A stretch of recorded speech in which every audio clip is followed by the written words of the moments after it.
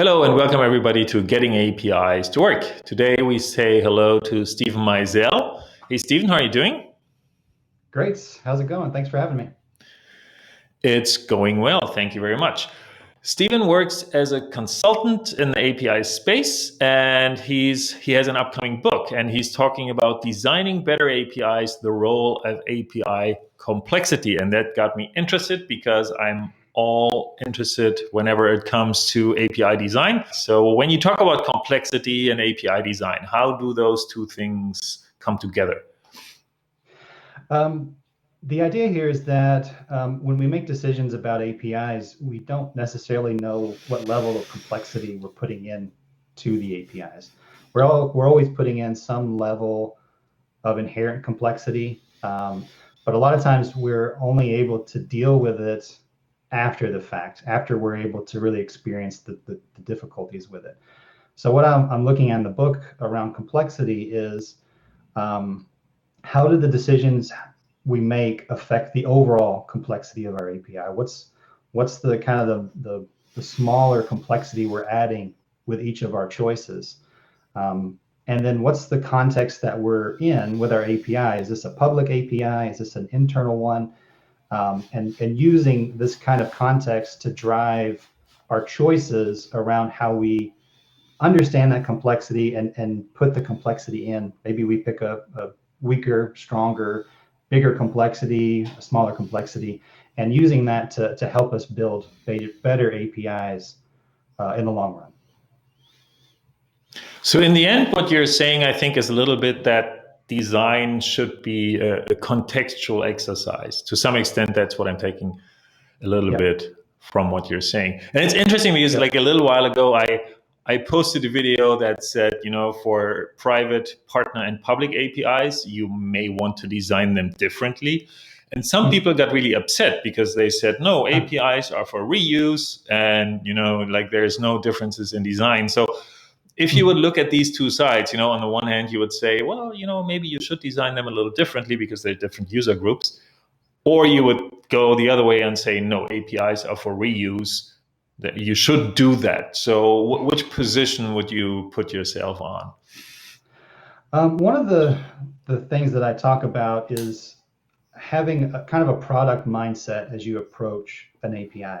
And I think that is the same no matter what kind of API you're building. You're building a public API, you have a mindset of a level of quality that you're wanting to bring with that API to your consumers. An internal one, you want to also have a high level of quality.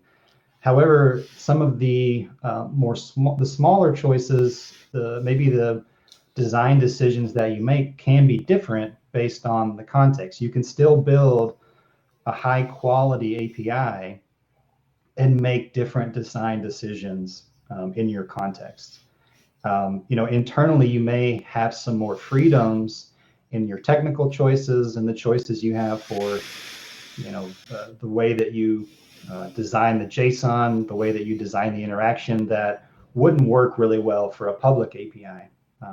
So I kind of differentiate along this mindset of, yes, you want to have some level of support, some level of quality, but you have some freedoms, different freedoms based on your context on the decisions you make.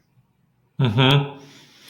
I like that you said product mindset because in the end, I think that is sometimes almost something that people I wouldn't say are forgetting, but that they think that our job is to design an API, and once the API is there, our job is done, right? And Mhm. like my Yeah. point always is that no, it's like if the API is there, like that's when it starts, right? Like it needs to be consumed. If an API is not consumed, it has zero value.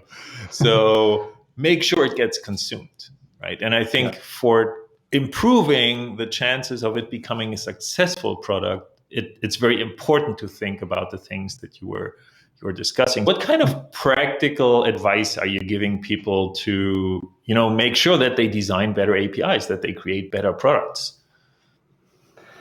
Um, there are a few different areas that I'm trying to describe and give language to and give some approaches to that I hope are helpful to people that maybe don't have the experience or don't have the way to talk about these things yet. So that's one really big thing for me is can you come away from this able to have better conversations even about your choices, your complexity, and these kinds of decisions you're making for your API. And I think two of the big areas I do that in is understanding your context, like you're saying, and I go into talking about API coupling, how strong of a relationship does the client have with the API? How much of the API does the client depend on?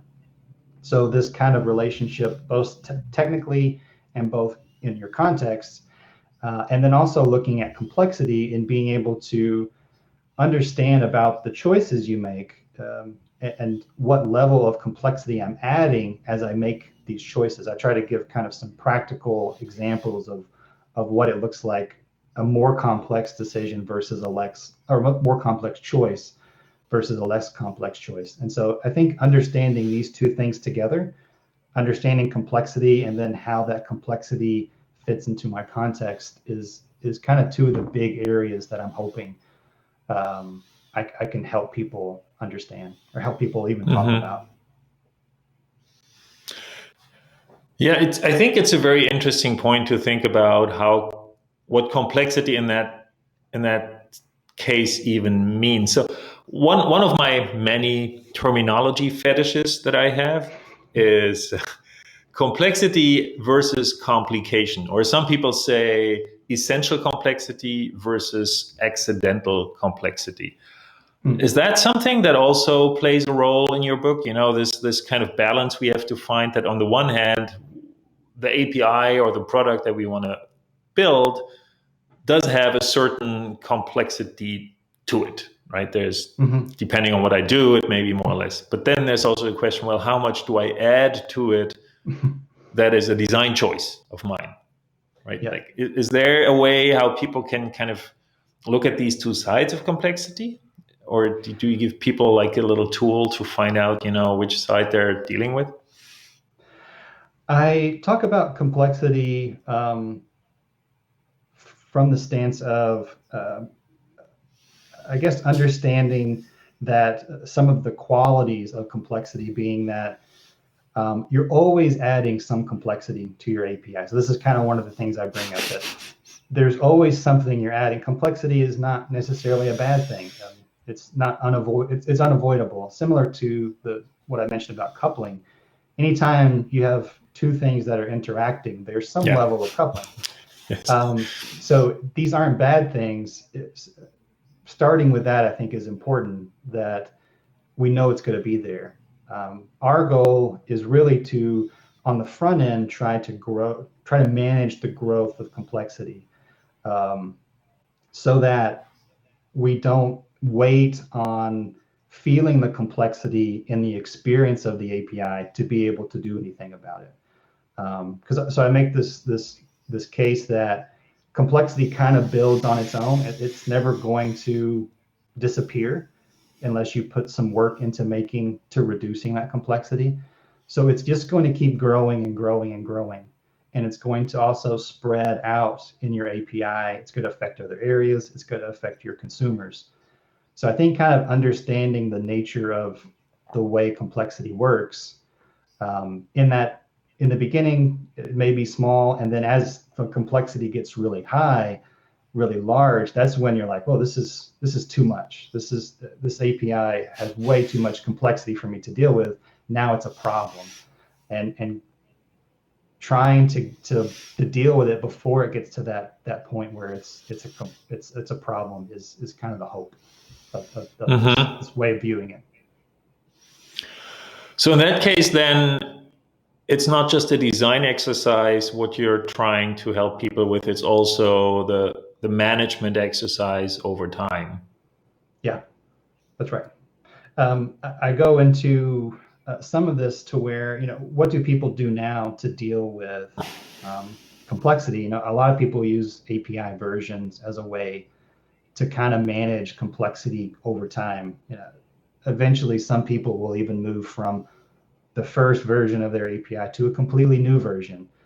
And I think this is kind of because of their first version has got to a point where it can't handle the new things they want to do, or they can't change it in a way that would be safe for their clients, but to also meet their business needs and business goals. So they move over to a completely new version. So looking at, I look at in one of the sections of, how do you manage this over time as you evolve your API. I also mentioned things like deprecation and sunsetting and these kinds of things as ways that we can kind of manage the complexity on a much smaller level than just going to a completely new version. Mm-hmm. I like this example that you were just mentioning, of the major versions and minor versions and when to do it. I also talk a lot about versioning, of course. I think like everybody in the API space, right? It's something we have to address, and that's fine. Mm-hmm. But you're right that when you talk to people and you tell them, like do semantic versioning, do major and minor versions, and then at some point they ask, yeah, but how do I decide, when it's time for breaking change, basically, right? A new major version. And I think that's always a little bit, like you said, that's always a little bit of a black art, right? It's like, well, when it doesn't feel like it's a good fit anymore, then maybe it's time. Yeah. But that's a really hard, I think it's a hard decision also, but it's also a hard decision, I think, to formalize. Mm-hmm. It's something, but getting people to also to think about it, I think that alone already is something that's pretty important. Yeah, a lot of times it's almost the first topic that comes up. Are we going to put a version number in the URL? And it's a lot of back and forth on, should we do this? How do we do this? And I think a component of measuring this complexity is to hopefully push that move to version 2 as far down the road as possible. To be able to manage complexity within your API with your clients not having to or consumers not having to build a totally new client to deal with a totally new version. Can you kind of move through and evolve your API in that version 1 by managing the way you think about complexity? So kind of putting That's a good point. Yeah. No, but I'm just thinking, that of course everybody wants to delay, so to speak, the big breaking change as long as they can. Mm-hmm. So let me ask you then, would you say that if you manage complexity really well, you can always avoid that? Or is it something where you would just say, well, you can make it longer, but you might, for whatever reason, still be at a point where you decide that, okay, it's time to start over?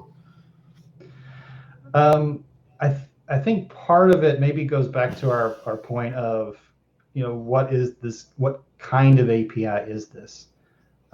When you have an API that's public, you have a much more limited way that you can evolve it. You don't have such close relationships with your consumers. They're not in another Slack channel in your company or down the hall. So you don't have as many freedoms to evolve it. So maybe that time comes much sooner than if it's an internal API, and you can work with your consumers and say, hey, we're going to introduce a change that may actually break something for you, and you're our only consumer. Can you spend maybe a week or so fixing this up so we can do it? And I think that having that discussion is a way of managing your complexity, rather than just always introducing changes that never create breaking changes for your consumers. You're kind of adding complexity as you do that. And I think that's one of those things that snowballs until you get to the point where you just can't safely change things for your public consumers. So I think it depends maybe on that context there, how much freedom you have in some probably does. Plus, of course, there's the wonderful Harem's law, basically, that says, every change is a breaking change for somebody if you have enough consumers. Yes. But don't fool yourself. Yes, I tried to avoid that topic in this complexity. Because I think you could just say, I think you could just say, it's kind of hopeless because of this law. Don't even try. No, I wouldn't go that far. Yeah. But it's another thing where like we talked about, when we prepared, where you say it's like some people who have been doing this a little bit longer, kind of they have maybe the experience to put these things into better context, right? For others, I think it's good to help them a little bit along the way and try to create a little bit of a framework for these kind of things, so that they have a better idea of what they're doing and in what environment basically they're doing their design work. Yeah, being able to talk about it is, I think, a huge win. Even if we don't have the tools or the technology or the finite ways of dealing with complexity, having a better vocabulary, I think, to have meaningful discussions, and like you said, a framework is that goes a really long way. Yes, for sure. So, Stephen, thank you so much for taking the time. So it's September now. When does your book come out? The release is for September 30th.